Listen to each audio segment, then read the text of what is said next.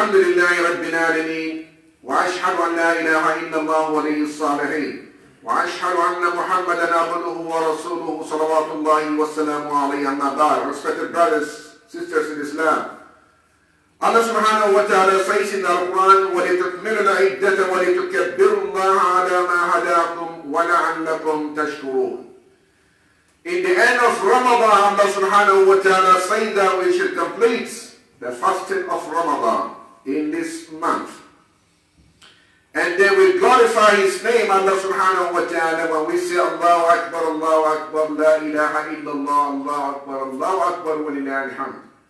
Give thanks and praises to Allah subhanahu wa ta'ala that He blessed us with the most blessed month of the whole year, which is the month of Ramadan.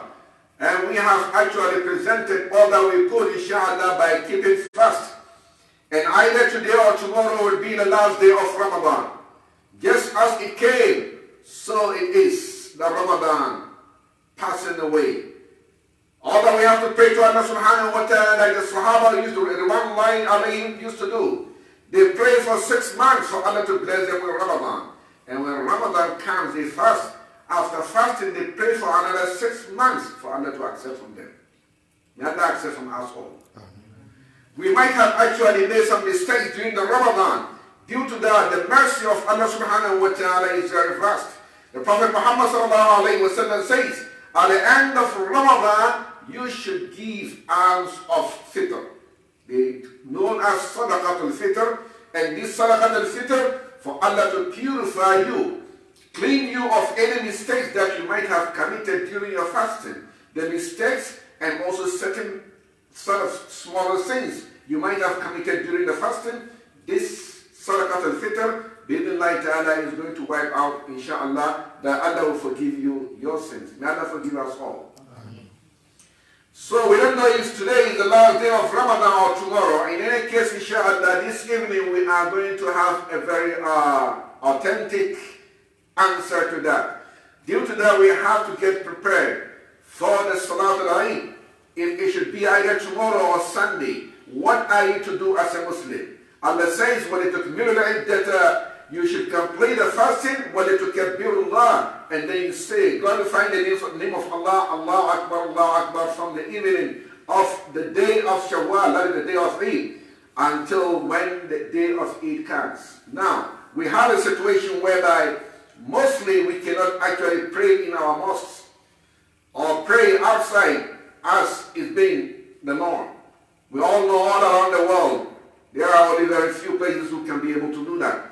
But in according to the Sunnah of the Prophet Muhammad sallallahu alaihi wasallam, Salat al-Eid is Sunnah. It's not farm. So it is not obligatory on you. In any case, you have to perform. You can also perform at home, as inshallah so many are going to do. To perform the Salat al-Eid at home is also accepted, but without khutbah. So what you have to do is to do the same as we do, inshallah, on the day of Eid.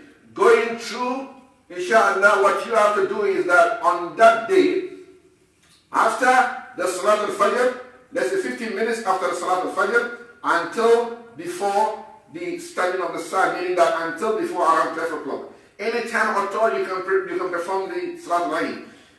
In your house, with your children, with your wife, you be the Imam, or whoever be the Imam in your own house.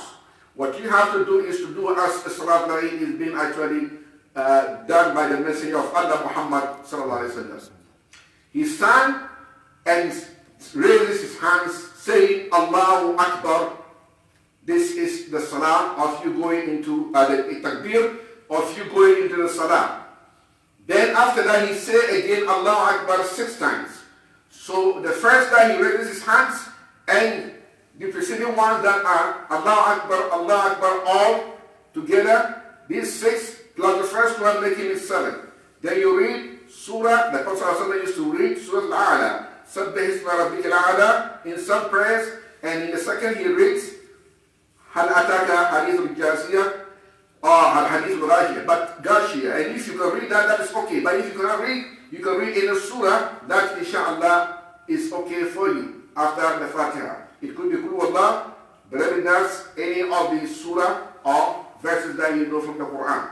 So After the Allah Akbar, then you read the Fatiha and the Surah. Then you go through the first rak'ah. Now when you get up from the first rak'ah, coming up, you say Allahu Akbar. Standing, you say again Allahu Akbar 5 times. Just as you said in the beginning, 6 after the first. The same after rising from the sujood, Allahu Akbar. Then you say again 5 times. After the 5th, you read Fatiha and Surah. Then you go, inshallah, through the procedure. After the second rak'ah, you make salam. And that's okay. There is no khutbah. It's enough. Now, you have to perform the Salat al-Eid. It means that everyone can perform Salat al-Eid in his own home. Inshallah, this is a situation in Allah subhanahu wa ta'ala. We ask Him to have mercy on us that the situation will come back to normal. So you have to make sure that you pay your Salat al-Eid, you Zakat al-Fitr before the Salat al-Eid. Anyone who doesn't do it before Salat al-Eid and then give the Zakat after Salat al-Eid is no more Zakat al-Fitr, but rather it becomes Zakat, it becomes normal Sadaqah. So their rewards are not the same. Brother, and on that day, it is a day of feast. This is the Sunnah of the Prophet Muhammad sallallahu alaihi wasallam. When he said, in Islam we have 2 types of celebrations. The celebration of the day of Eid, which is the Fitr, and the day of Eid, which is the Eid al-Adha, when people are performing or when we go to perform pilgrimage. So these are the 2 feasts that Islam has actually ordained unto the Ummah of Muhammad sallallahu alayhi wa sallam. And Allah says, قُلْ بِفَضْلِ اللَّهِ وَبِرَحْمَتِهِ فَلِذَلِكَ فَلْيَفْرَحُوا. That by the bounty of Allah subhanahu wa ta'ala, the mercy Allah has made unto us, that we have to rejoice. So we don't rejoice unless or celebrate unless after performing a good deed. On Friday is a day of feast. When the first 6 days we spend worshiping Allah. So Allah declares Friday a day of feast.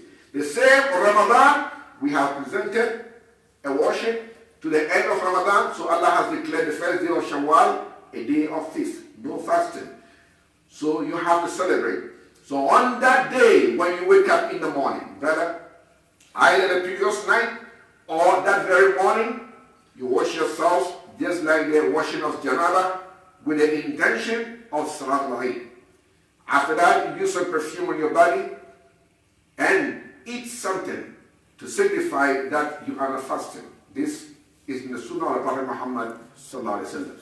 So you eat something before you pray. You don't eat after prayer. No.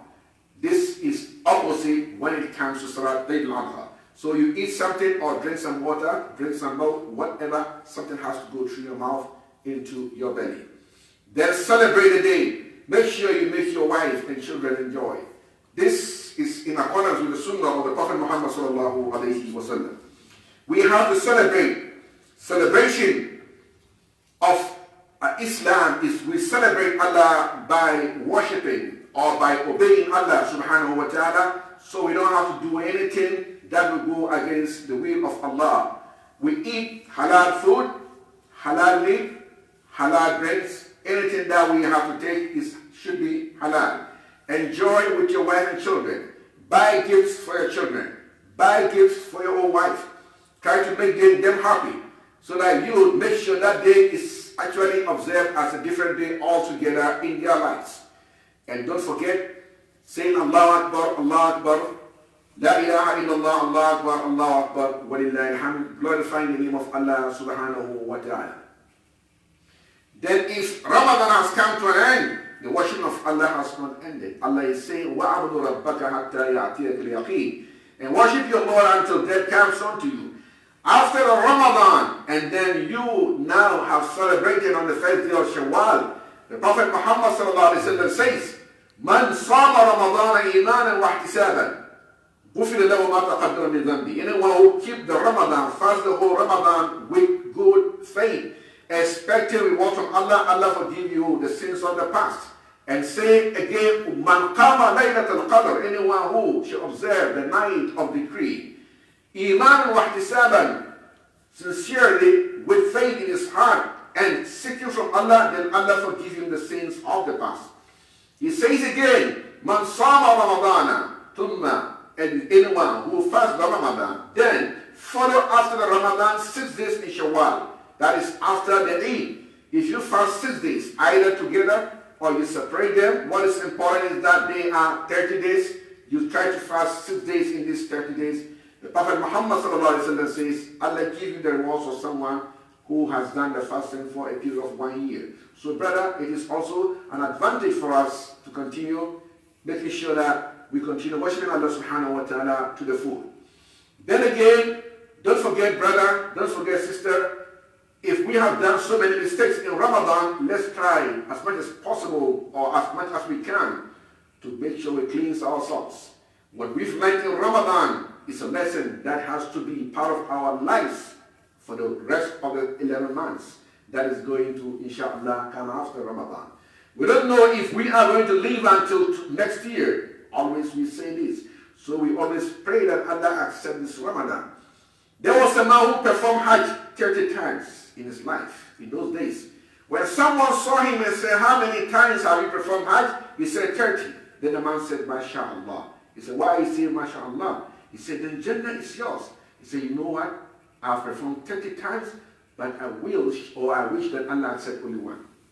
Why? Because if you perform Hajj and it's been accepted, your sins of the past are forgiven just as you were born newly. So what is important is that Allah forgive you the sins of the past. If He forgives, then you don't have anything or you don't have any cause to worry. So we always pray to Allah subhanahu wa ta'ala to bless us. It's not everyone who was able to stand or to keep that night, and we don't know which night is. So all the good deeds you've been doing, make sure the intentions are for the sake of Allah subhanahu wa ta'ala to accept in the night of decree. I'm giving you this sadaqah in my heart that Allah accepted as my reward on Laylatul Qadr. I'm giving thanks and praise, I'm respecting, or I am regarding making sure that I do good to my parents. Oh, Allah accept this deed as a deed of Laylatul Qadr. I'm showing kindness to people, I'm doing this and that, all good deeds that you are doing before the Laylatul Qadr. You have intention in your heart. No one knows which night it is. So Allah is saying that وَمَا أُمِرُوا إِلَّا لِيَعْبُدُوا اللَّهَ مُخْلِصِينَ لَهُ الدِّينَ. And the Messenger of Allah Muhammad sallallahu alaihi wasallam says, إِنَّمَا الْأَعْمَالُ بِالنِّيَّاتِ. All that we do is for with intention. So your intention, Allah is saying that Laylatul Qadr خَيْرٌ مِنْ أَلْفِ شَهْرٍ. It is more better than 1,000 months.